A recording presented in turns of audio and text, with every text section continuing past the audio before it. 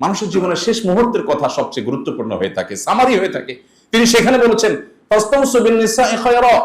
তোমরা মেয়েদের ব্যাপারে, নারীদের ব্যাপারে আমার কাছ থেকে ওসিয়ত নিয়ে রাখো, তাদের সাথে সদাচরণ করবার, তাদের অধিকারগুলোকে যথাভাবে দেওয়ার ব্যাপারে তোমরা সদাচরণ করো। নারী অধিকার নিয়ে কথা বলা এটা এখন একটা ফ্যাশনের বিষয়। যে হুজুর নারী অধিকার নিয়ে বেশি কথা বলে সে হুজুর আধুনিক হুজুর।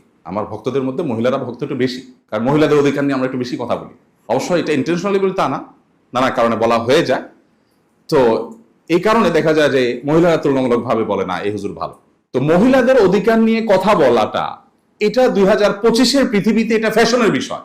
এটা যে বলে সে সেফ সাইডে থাকে, সমস্ত এমবেসি গুলো তাকে সাপোর্ট করার জন্য দাঁড়িয়ে যায়, বিদেশি সংস্থাগুলো তার জন্য ফাইল রেডি করে ফেলে তাকে সাহায্য করার জন্য, সকল এলিমেন্ট তার পক্ষে দাঁড়িয়ে যায়, কারণ সে নারী অধিকার কর্মী। মুহাম্মদ সাল্লাল্লাহু আলাইহি ওয়াসাল্লাম যখন নারী অধিকার নিয়ে কাজ করেছেন তখন নারী হিসাবে জন্মগ্রহণ করাটা পৃথিবীতে অপরাধ ছিল। অন্য কারোর কথা তো পরের কথা, কোরআন বলছে, আল্লাহ তাআলা ইরশাদ করছেন, ওয়াইদা বুশিরা আহাদুহুম বিল উনসা যাল্লা ওয়াজহুহু মুসওয়াদ্দান ওয়া হুয়া কাযীম। তাদের কাউকে যখন তোমার কন্যা সন্তান হয়েছে সংবাদ দেওয়া হতো তখন তার মুখ কালো হয়ে যেত, ইয়াতাওয়ারা মিনাল কওম, এবং সে মুখ লুকালুকি করত, মানুষের সামনে যেত না কিছুদিন যে কন্যা সন্তান হয়েছে। আল্লাহ তাআলা কোরআনে কারিমে বলেছেন, ওয়াইদাল মাউউদাতু সুইলাত বিআইয়ি যামবিন কুতিলাত। স্মরণ করো সেই দিনের কথা যেদিন মক্কার সে পাষণ্ড মানুষেরা নিজের কন্যা সন্তানকে ভুলিয়ে ভালিয়ে আদর করার কথা বলে মরুভূমিতে নিয়ে আগে থেকে পুঁতে রাখা, আগে থেকে গর্ত করে রাখা গর্তে তাকে ফেলে দিয়ে জীবন্ত মেয়েকে চাপা দিয়ে দিতে সে কন্যা দাঁড়িয়ে জিজ্ঞেস করবে আল্লাহর দরবারে, কোন অপরাধ আমাকে হত্যা করেছিলে বাবা, আজ তোমার বিচার হবে, তুমি জবাব দাও। সেই সমাজের বুকের উপর দাঁড়িয়ে বুক টান টান করে মুহাম্মদ সাল্লাল্লাহু আলাইহি ওয়াসাল্লাম ঘোষণা করেছিলেন, কেউ যদি দুটি সন্তান কন্যা জন্ম দেয়, কোন মা বাবা যদি তাদের সাথে সদাচরণ করে, বৈষম্য না করে, জুলুম না করে, তাদেরকে সুদীক্ষা দেয়, তাহলে সে শুধু জান্নাতে যাবে তা নয়, মুহাম্মদ সাল্লাল্লাহু আলাইহি ওয়াসাল্লামের সাথে জান্নাতে থাকবে।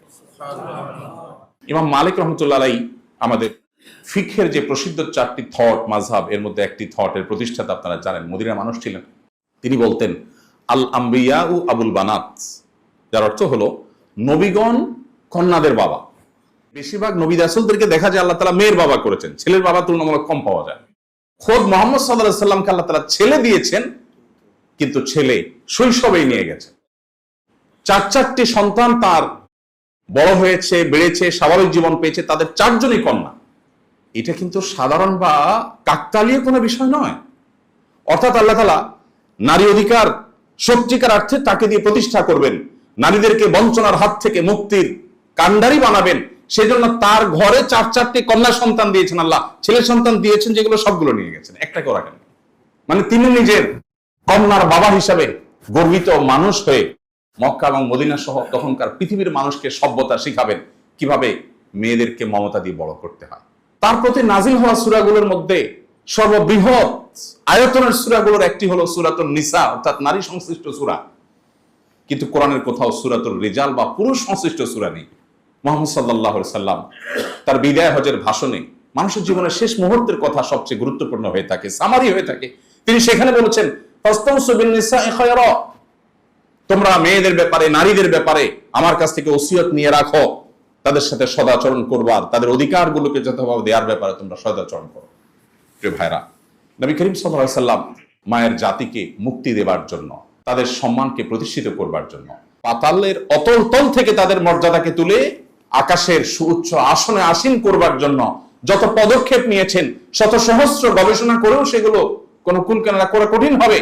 তিনি যখন এই গবেষণা করেছেন তখন কিন্তু নারী অধিকার নিয়ে কথা বলাটা এটা ফ্যাশনের বিষয় হওয়া তো অনেক দূরের কথা, এটা অত্যন্ত চ্যালেঞ্জিং একটা বিষয় ছিল। তিনি সেই কাজটা করেছেন। আজকের আধুনিক পৃথিবীতে অন্য ধর্মাবলম্বী, ভিন্ন ধর্মের মানুষ, সংখ্যালঘু যারা, তাদের প্রতি দায়িত্বশীল হওয়ার দীক্ষা পৃথিবীর প্রত্যেকটা অঞ্চলে মানুষ দেয়, সভ্য পৃথিবীর সবাই দেয়, আমরাও দেই। মুহাম্মদ সাল্লাল্লাহু আলাইহি সাল্লাম তার কার্যক্রমগুলো মূল্যায়ন করতে হলে আমাদেরকে কিন্তু 1500 বছর আগে ফিরে যেতে হবে। আমরা 2025-এর পৃথিবীতে যদি তার কার্যক্রমকে মূল্যায়ন করি, এটা সঠিক মূল্যায়ন হবে না। কারণ তিনি যে সময় ছিলেন তখনকার পৃথিবীতে প্রতিপক্ষের মানুষদের প্রতি শ্রদ্ধা দেখানো বা তাদেরকে সহ্য করা, এটা তো মানুষ কল্পনাও করতে পারে। সেই সমাজের বুকে তিনি রণাঙ্গনেও কোনো ধার্মিক, কোনো উপাসনালয়, কোন উপাসনালয় ইবাদতরত উপাসনারত সে যেই ধর্মের মানুষ হোক তাকে আঘাত করতে আবু হুরায়রা রাদিয়াল্লাহু আনহু পরিষ্কার ভাবে ফরমান জারি করেছেন অফিসিয়াল, খবরদার এটা করা যাবে না। কোন কৃষি ক্ষেতে কোন ফসলি জমিনে কোন প্রকার আক্রমণ যেন করা না হয় তিনি নির্দেশ জারি করেছেন। আজকে যে পৃথিবীকে আমরা সভ্য দাবি করছি, আমরা নিজেদেরকে সভ্য দাবি করছি, সেই পৃথিবীতে বাবার সামনে মায়ের সামনে ক্ষুধার কষ্টে কাতরাতে কাতরাতে শিশু কঙ্কালসার হয়ে মৃত্যুর জন্য প্রহর গুনছে। কলোসিয়ামের গ্যালারির মতো গোটা পৃথিবী থেকে আমরা চেয়ে চেয়ে দেখছি, এরপর আমরা নিজেদেরকে সভ্য দাবি করছি। মুহাম্মদ সাল্লাল্লাহু আলাইহি সাল্লামের জীবনে এতগুলো যুদ্ধে অংশগ্রহণ করা, এতগুলো যুদ্ধের নেতৃত্ব, এতগুলো অভিযান নেতৃত্ব দেওয়ার ইতিহাসে কোন একটা শিশুর গায়ে একটি ফুলের টোকা লেগেছে এটা তার কোনো শত্রুও দাবি করার সুযোগ পায়নি। উহুদ যুদ্ধের একটা ছোট্ট ঘটনা না বলে পারছি না। তিনি তার তরবারি দিলেন রণাঙ্গনে, চরম অবস্থা যখন বিরাজ করছে, মুসলমানদের খারাপ সময় যাচ্ছে, তখন একজনকে সাহসিকতা দেওয়ার জন্য, সাহস দেওয়ার জন্য তাকে তার তরবারি দিয়ে বলেন, যাও আমার তরবারি দিলাম। নবীজির তরবারি পেয়ে সে অনেকটা সাহসী হলেন এবং তিনি ঝাঁপিয়ে পড়লেন যুদ্ধে। হঠাৎ করে তার চোখে পড়লো দূরে কোথাও কেউ একজন কাউকে ধরাশয়ী করে ফেলেছে। তিনি দৌড়ে সেখানে গেলেন, যে দেখতে পেলেন যাকে ধরাশয়ী করা হয়েছে তিনি তারই দলের সৈনিক, তারই সহযোদ্ধা, আর ধরাশয়ী যিনি করছেন তিনি লাশের সাথে কোন একটা নির্মমতা করছেন, বিকৃতি করছেন। তখন তিনি আরো কাছে গেলেন, কাছে গিয়ে দেখলেন যে সেই নির্মম দৃশ্য, কলিজা বের করে ইসলামের চাচার কলিজা চাবানোর সে দৃশ্য। তিনি কাছে গেলেন, যে দেখলেন যে এই যে দৃশ্য যিনি করছেন একজন নারী। তিনি তরবারি বের করলেন, তাকে আঘাত করবেন, উদ্যত হলেন। কিছু দূর যে আঘাত করার আগ মুহূর্তে তিনি আবার থমকে গেলেন এবং তরবারি আবার খাপে ঢুকিয়ে তিনি পেছনে চলে আসলেন। পরবর্তী তিনি বলছিলেন যে এরকম নির্মম দৃশ্য সহযোদ্ধার প্রতি দেখার পর পৃথিবীতে কোনো মানুষের ঠিক থাকার কথা নয়, আমারও সে অবস্থা হয়েছে এবং আমি তাকে শেষ করতাম। যখনই আমার মনে হলো আমার হাতে যে তরবারি এটা যার, তিনি কোনোদিন কোনো নারীর গায়ে টোকা দেন। এই নারী যত মন্দ কাজ করুক, অন্য কেউ তাকে শাস্তি দেখ, বাট তার তরবারি দিয়ে আমি তাকে আঘাত করতে পারি না। আজকে আমরা নারী অধিকারের কথা বলি। ১৫০০ বছর আগের পৃথিবীতে নারী হিসেবে জন্ম নেওয়াটা যখন অপরাধ ছিল, তখন নারীকে মুক্তি দিয়ে কোথায় নিয়ে গেছেন, কোথা থেকে মুহাম্মদ সাল্লাল্লাহু আলাইহি ওয়াসাল্লাম